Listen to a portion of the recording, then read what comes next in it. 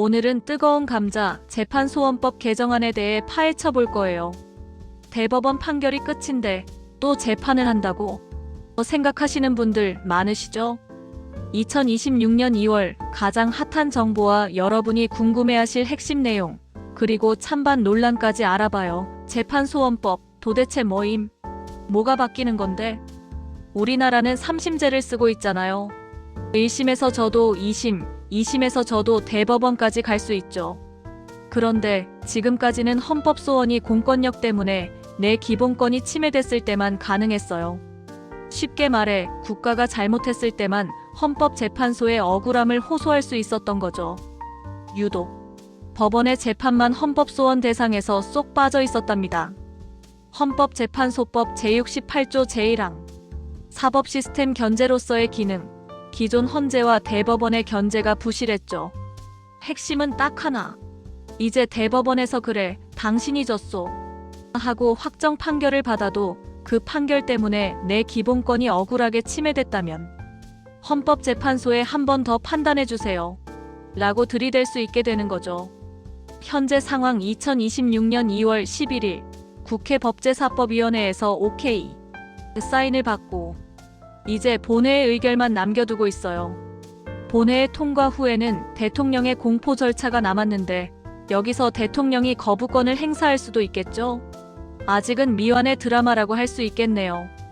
왜 이렇게 시끄러운 건데? 찬성이냐 반대냐 너는 뭐냐? 이 법안 때문에 사법부의 두 거두 대법원과 헌법재판소가 아주 뜨겁게 맞붙었어요. 마치 쌈딱 같아요. 여러분이 특히 궁금해하고 걱정하고 기대하는 포인트들을 쏙쏙 뽑아봤습니다. 찬성 측과 반대 측의 주장을 꼼꼼하게 살펴보면서 이 법안이 우리 사회에 어떤 영향을 미칠지 함께 고민해 보시죠. 1. 내 권리의 최후의 보루. 찬성 측. 억울함 풀어주세요. 판사님도 사람인지라 가끔은 실수할 수 있잖아요.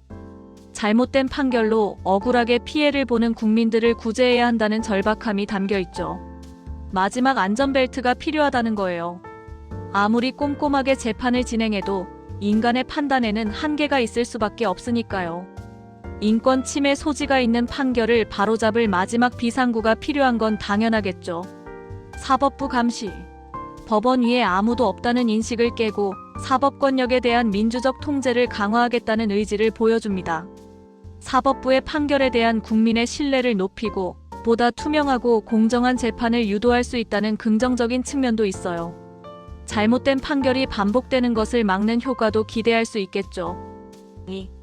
이건 사실상 사심제다. 반대 측. 재판 지연.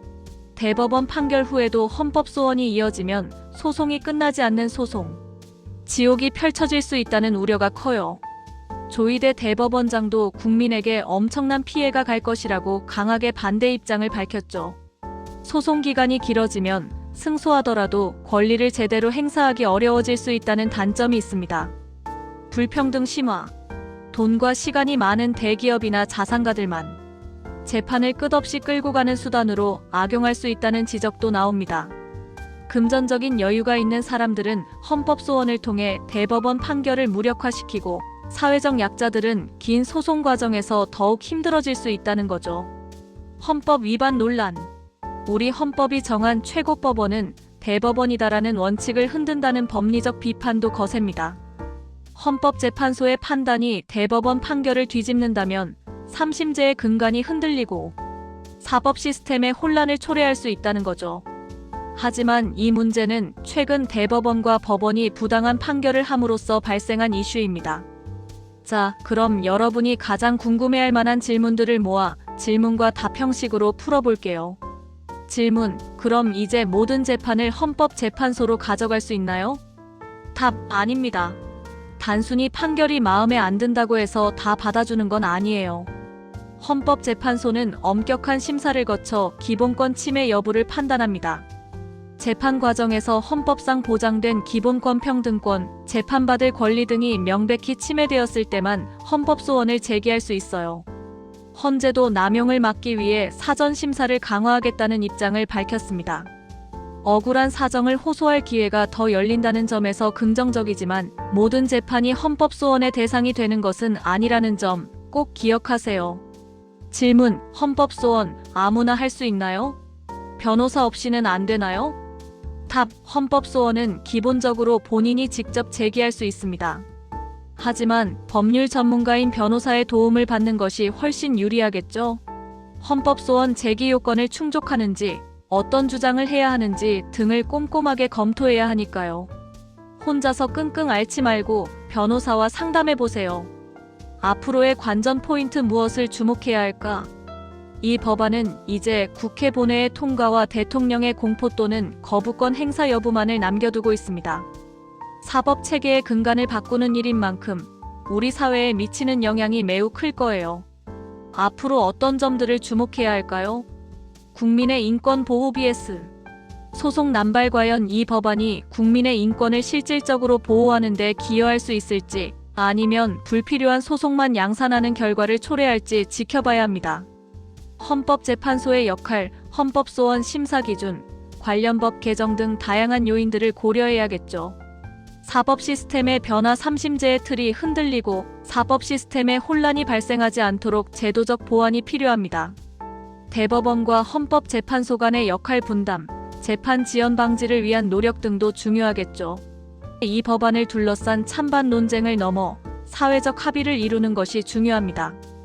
국민들의 의견을 수렴하고 전문가들의 의견을 반영하여 우리 사회에 가장 적합한 방향으로 나아가야 합니다. 법은 권리 위에 잠자는 자를 보호하지 않지만 너무 많이 깨어 있어서 재판이 끝나지 않는 것도 골치 아픈 일이긴 하죠.